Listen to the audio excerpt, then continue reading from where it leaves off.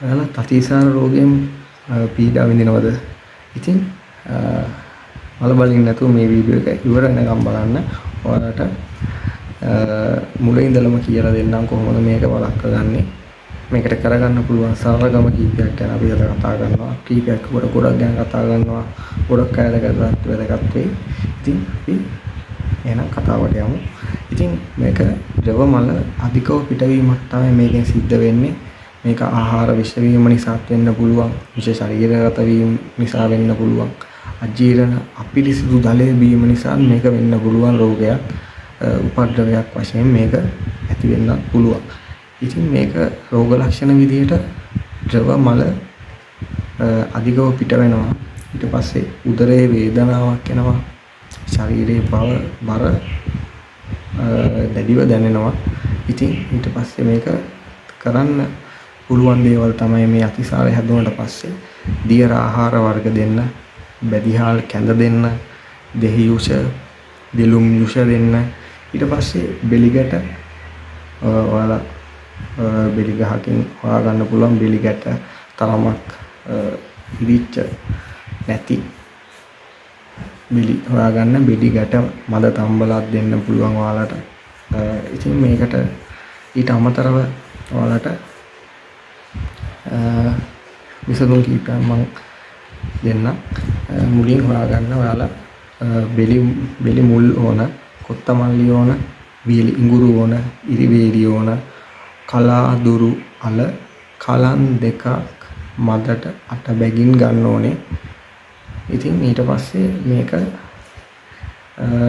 මේ කිව්ව ද්‍රව්‍ය ටික සඳහන් කරලා තියෙන ප්‍රමාණයටම අරගෙන, ඒ කියන්නේ මම කිව්වාට මම ආයෙ කියන්නම්. බෙලි මුල්, කොත්තමල්ලි, වියලි ඉඟුරු, ඉරිවේලිය, කලාඳුරු අල කලන් දෙකයි මදට අට බැගින් මේක ගන්න ඕනේ. ඒ කිව්ව ප්‍රමාණයට අරගෙන වතුර කෝප්ප 8ක් දාලා කෝප්ප එකකට මේක සිඳලා පෙරා ගන්න ඕනේ.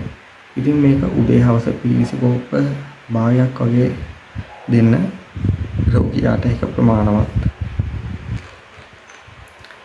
ඉතින් ඊට පස්සේ හී මුදු පීඩිය අතුළු වුණු දෙහියට පොල් සම ප්‍රමාණයෙන් ගන්න. මේ ද්‍රව්‍ය ටික එක සමානව ප්‍රමාණ වලින් ගන්න. මේ කිව්ව ද්‍රව්‍ය ටික පොල් එක්ක කොටලා කඩ උන්නේ තියලා මේක හොඳට මිරික ගන්න. ඊට පස්සේ මේක වරකට යුෂ පීරිසි කෝප්ප භාගයකට වරකට යුෂ පීරිසි කෝප්ප භාගයකට මීපැණි තේ හැඳි එකක් විතර දාලා උදේ හවස මේක රෝගියාට බොන්න දෙන්න. මේක දුන්නට පස්සේ මේ රෝගී තත්ත්වය පහ වෙලා යනවා. ඉතින් ඊට පස්සේ ඔයාලට පුළුවන් කප්පරවල්ලිය සහ මුලින් අරගෙන, ඒ කියන්නේ ශාකයම අරගෙන මේක හොඳට කොටලා යුෂ විදියට අරගෙන මේ යුෂ මේස හැඳි එක බැගින් මීපැණි තේ හැඳි එකක් දාලා දවසට 3 පාරක් මේක රෝගියාට බොන්න දෙන්න. ඉතින් ඊට පස්සේ තවත් ඔයාලට කරගන්න පුළුවන් ක්‍රමයක් තමයි ඉරිවේලිය ගන්න, බෙලි මුල්, අමු ඉඟුරු, කොත්තමල්ලි, සූදුරු කලන් දෙකයි මදට අට බැගින් ගන්න ඕනේ. ඊට පස්සේ මේ ද්‍රව්‍ය ටික මේ ප්‍රමාණයට අරගෙන ඊට පස්සේ වතුර පීරිසි කෝප්ප 8කට දාලා කෝප්ප එකකට හිඳවලා මේක පෙරා ගන්න ඕනේ. ඉතින් ඊට පස්සේ ඔයාලා මේක රෝගියාට උදේ හවස මීපැණි තේ හැඳි එකක් දාලා පීරිසි කෝප්ප භාගයක් බැගින් මේක ගන්න ඕනේ. එහෙම කරාට පස්සේ මේ අතිසාරයේ තියෙන රෝගය වළක්වා ගැනීම හැකියාව තියෙනවා. ඉතින් ඊට පස්සේ මම කතා කරන්නේ අතිසාරයේදී විශේෂයෙන්ම සැලකිය යුතු කරුණු කීපයක් තියෙනවා. ඝන ආහාර නොගත යුතුයි. අනිවාර්යයෙන්ම විවේකීව ඉන්න ඕනේ. ඉතින් තෙල් මිශ්‍ර ආහාර, කිරි ආදිය ගන්න එපා. ඊට පස්සේ කරන ලද අත්බෙහෙත් වලින් ගුණයක් පේන්නේ නැත්නම් මේ කිව්ව අත්බෙහෙත් වලින් ගුණයක් නැත්නම් වෛද්‍ය උපදෙස් අනිවාර්යෙන් මේ රෝගියා ගන්න ඕනේ. ඉතින් ලදරුවෙකුට මේ අතිසාරය හැදුවොත් මොකද කරන්නේ? මේ ලදරුව අතිසාරයේදී නිර්ජලතාවයක් ඇති වී මේක ගෙන එන්නේ නිතරම පරීක්ෂාවෙන් ඉන්න ඕනේ. ඒ කියන්නේ සම වියලීම වෙන්න පුළුවන්, හැකිලීම, සමයේ ඇතෙන ගතිය වැඩි වෙන්න පුළුවන්, ඇස් යට ගිරීම ඇති වෙන්න පුළුවන්, හිසේ තෙල් වල ගිලා බැසීම වෙන්න පුළුවන්, දිනෙත් වල දීප්තිය නැති වෙලා යනවා. ඉතින් මේ කිව්ව ලක්ෂණ නිසා දරුවා කෙරෙන් දිස්සෙන්නේ නම් මේ අනිවාර්යෙන් මේ දරුවව රෝහලකට අරගෙන යා යුතුමයි. ඉතින් මේකට කරන්න පුළුවන් ඔයාලට හාල් බෙදි කැඳ දෙන්න පුළුවන්.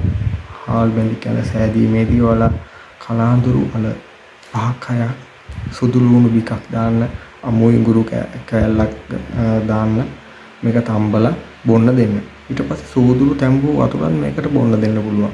ඊට පස්සේ ඔයාලට පුළුවන් දෙලුම් ගැට තියෙනවා. ඒ නිරුම් ගැට අරගෙන මේකේ ලෙලි තම්බලා වතුර බීමට දෙන්න පුළුවන්. මේ කිව්ව දේවල් වලින් ඔයාලට පුළුවන් මේ අතිසාරය කියන රෝගය යටපත් කරගන්න. ඉතින් මම ඉන්න කිව්වා ලදරුවන්ට වෙනම අන්තිමටම කිව්වේ ලදරුවන් නොවන අයට මුලින් කිව්ව ක්‍රම ටිකක් ඒ ක්‍රම ටික පාවිච්චි කරලා මේ අතිසාරය කියන රෝගයට විසඳුම් ලබා ගැනීමට පුළුවන්. රෝගයෙන් පෙළෙනවා නම් මේ අතිසාරය රෝගයෙන් ඔයාලට සුවපත් වෙන්න මේකම පාවිච්චි කරන්න පුළුවන්. ඉතින් අදත් ඔයාලට වැදගත් කරුණු කීපයක් අරගෙන ආවා. ඉතින් අපි ඊළඟ වීඩියෝ එකේ මේ වගේම තවත් වැදගත් කරුණු කීපයක් ගැන කතා කරමු. එහෙනම් අදට මේ වීඩියෝ එක අපි ගිහිල්ලා යන්න.